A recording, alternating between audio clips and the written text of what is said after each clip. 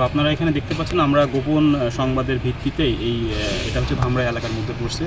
খুব সম্ভবত পল্লা ইউনিয়নের মধ্যে আর কি ধামরাই।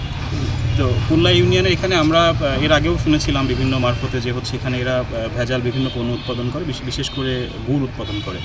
তো সেটার উপর ভিত্তি করে আমরা একটি কারখানা এখানে আসি। এখানে আসার পরে আমরা যেটা এখানে যে রূপা এন্টারপ্রাইজ নাম এবং মালিক এবং ম্যানেজার তারা পলাতক ছিল, এবং এখানে যারা কাজ করে কর্মী যারা মূলত আসলে তারা এখানে উপস্থিত পেয়েছি আমরা। তো এসে আমরা এখানে সরেজমিনে আসার পর এখানে বিভিন্ন জায়গা এই কারখানার মধ্যে, এটা বেশ বড় একটা কারখানা আপনারা দেখতেই পাচ্ছেন, এবং আমাদের যেটা মনে হয়েছে গতকালকে এদের উৎপাদন খুব সম্ভবত 15 থেকে 20 টনের মতো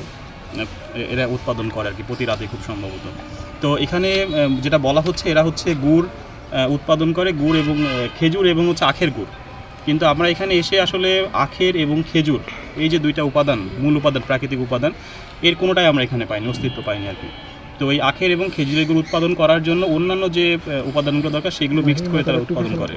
তো এখানে এসে আমরা দেখতে পেয়েছি এরা বিভিন্ন রঙের, বিশেষ করে লাল বা খয়েরি রঙের যে রঙটা রয়েছে, যেটা হচ্ছে আখের বা খেজুরের গুড়ের মতো যে রঙটা, সেটা এর সাথে ফিটকিরি আর চিনি তো আছে, তার সাথে হচ্ছে আঠা এবং আটা, যেটা আর কি ফ্লাওয়ার যেটাকে বলে আটা, সেটা সহ আরও বেশ কিছু উপাদান আমরা পেয়েছি, যেটা মিক্সড করে এরা আসলে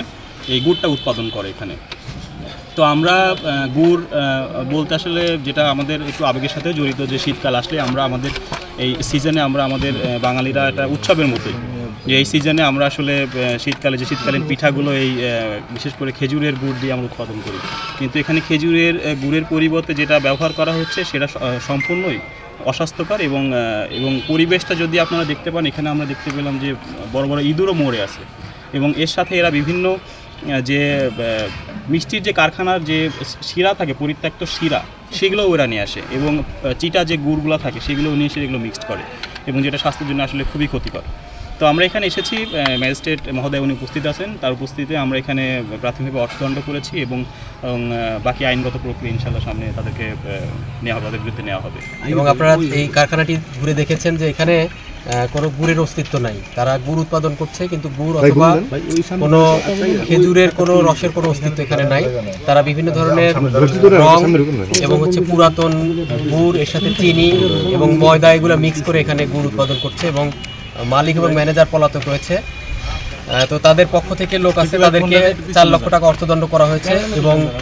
এই যেগুলো ভেজাল গুড় আমরা পেয়েছি সেগুলো আমরা ধ্বংস করে দেব, এবং এখানে উৎপাদনের জন্য যেগুলো চিনি রাখা আছে এগুলো আমরা সব কিছু নিলাম করে দিচ্ছি, এবং আমাদের এই অভিযান অব্যাহত থাকবে যাতে পরবর্তীতে কেউ এই গুড়ের সাথে এরকম ভেজাল মিক্স করে কোনো ধরনের কোনো অপরাধ কার্যক্রম না করতে পারে।